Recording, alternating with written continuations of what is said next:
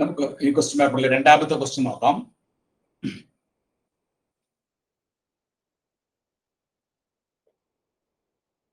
Part എയിലെ രണ്ടാമത്തെ question ഇതാണ്. X follows Poisson distribution with mean equal to 6. Find P of x is equal to 1. ഒരു question. രണ്ടാമത്തെ question variance of x. അപ്പോൾ x ഒരു Poisson distribution ആണ്. അതിന്റെ മീൻ 6 തന്നിട്ടുണ്ട്. നമുക്ക് കണ്ടുപിടിക്കേണ്ടത് എന്തൊക്കെയാണ്? Probability of x is equal to 1. X is equal to 1 ആകുമ്പോൾ പ്രോബിലിറ്റി കണ്ടുപിടിക്കണം. അതുപോലെ വേരിയൻസ് ഓഫ് എക്സ് കണ്ടുപിടിക്കണം. ഇത് നമ്മുടെ ഒന്നാമത്തെ മൊഡ്യൂളായ ഡിസ്ക്രീറ്റ് പ്രോബിലിറ്റി ഡിസ്ട്രിബ്യൂഷനിലെ ക്വസ്റ്റ്യൻ ആണ്. ഇത് എങ്ങനെയാണ് നമുക്ക് ചെയ്യുന്നത് നോക്കാം കേട്ടോ. ഇവിടെ മീൻ ഈക്വൽ ടു 6. നമ്മൾക്കറിയാം പോയിസൺ ഡിസ്ട്രിബ്യൂഷന്റെ ഫോർമുല എന്താണ്? പോയിസൺ ഡിസ്ട്രിബ്യൂഷന്റെ formula f of x is equal to f of x. Poisson ഡിസ്ട്രിബ്യൂഷന്റെ formula e raise to minus lambda lambda raise to x by x factorial. ഇതാണ് നമ്മുടെ ഫോർമുല. പോയിസൺ ഡിസ്ട്രിബ്യൂഷന്റെ distribution function Poisson PDF എന്താണ്? E raise to minus lambda raise to x divided by x factorial. ഇവിടെ mean നമുക്ക് തന്നിട്ടുണ്ട്. മീൻ equal to 6. മീൻ എന്ന് പറഞ്ഞാൽ എന്താണ്? Mean is equal to lambda. Mean ലാംഡയാണ്. That is equal to 6. Mean is equal to NP. Mean എന്ന് പറഞ്ഞാൽ NP ആണ് കേട്ടോ. അപ്പോ മീൻ ഇസ് ഈക്വൽ ടു ലാംഡയാണ്. അതുപോലെ വേരിയൻസ് എന്ന് പറയുന്നത് എന്താണ്? പോയിസോൺ ഡിസ്ട്രിബ്യൂഷനിലെ വേരിയൻസ് എന്ന് പറയുന്നതും ലാംഡയാണ്. അപ്പൊ ലാംഡ ആൾസോ ഇസ് 6. അപ്പൊ രണ്ടാമത്തെ വാല്യൂ കിട്ടി. മീനും വേരിയൻസും പോയിസോൺ ഡിസ്ട്രിബ്യൂഷൻ സെയിം ആണ്. Mean equal to 6, variance is also 6. ഇനി നമുക്ക് probability of x is equal to 1 കണ്ടുപിടിക്കണം.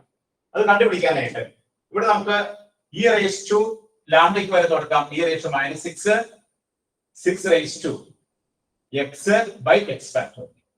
ഇതാണ് നമ്മുടെ പ്രോബബിലിറ്റി ഡെൻസിറ്റി ഫംഗ്ഷൻ. ഇനി നമ്മൾ ഇതിലെ എക്സ് ഇസ് ഈക്വൽ ടു 1 ആവുമ്പോൾ എന്താണ് f of x? X is equal to 1 ആവുമ്പോൾ എഫ് ഓഫ് എക്സ് കാണാനായിട്ട് e raise to minus 6 into 6 raise to 1 divide by 1 factorial എന്ന് പറഞ്ഞാൽ എന്താണ്? E raise to minus 6 into 6.